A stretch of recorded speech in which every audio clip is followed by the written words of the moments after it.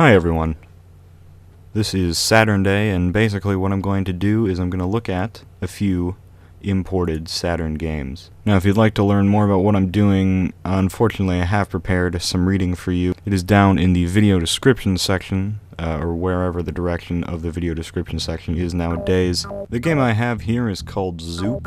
It is a basic puzzle game, and what you're really trying to do here on this game is you're trying to take away these rows of pieces of different shapes and colors that are falling towards you. You're a triangle here in this box, and pieces fall from four sides towards your triangle here.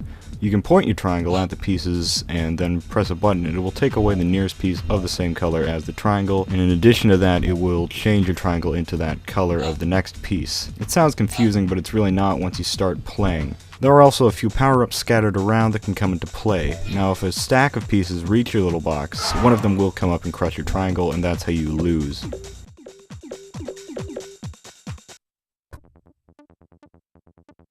This game is very simple. You really only need one button and the D-pad in order to control it well.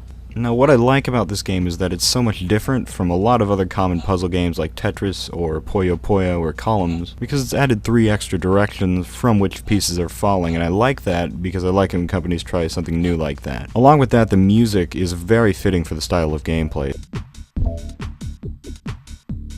It's sort of a dance thing. There really aren't that many problems with this game.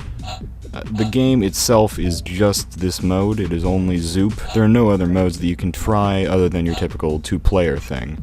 In terms of a language barrier, there's really not much. I had very little problems understanding this. I was able to just hop right on in. On a scale of 1 to 10, 1 being completely playable and 10 being nigh unplayable, I'd put it at a 1. As long as you have some common sense, you'll understand all of it. Now the manual is in Japanese, but the game itself is pretty self-explanatory. If you want to buy Zoop for an American console, you're in luck with just about any mid-90s system other than the Saturn. Zoop was released stateside for PlayStation, home computers, Game Boy, Game Gear, Genesis, Super NES, and Atari Jaguar. And you got most of those sans Game Gear and computers in Europe as well. Ironically enough, while Japan was the only country to house a Saturn version of Zoop, it's only available elsewhere in Japan on PlayStation and Game Boy.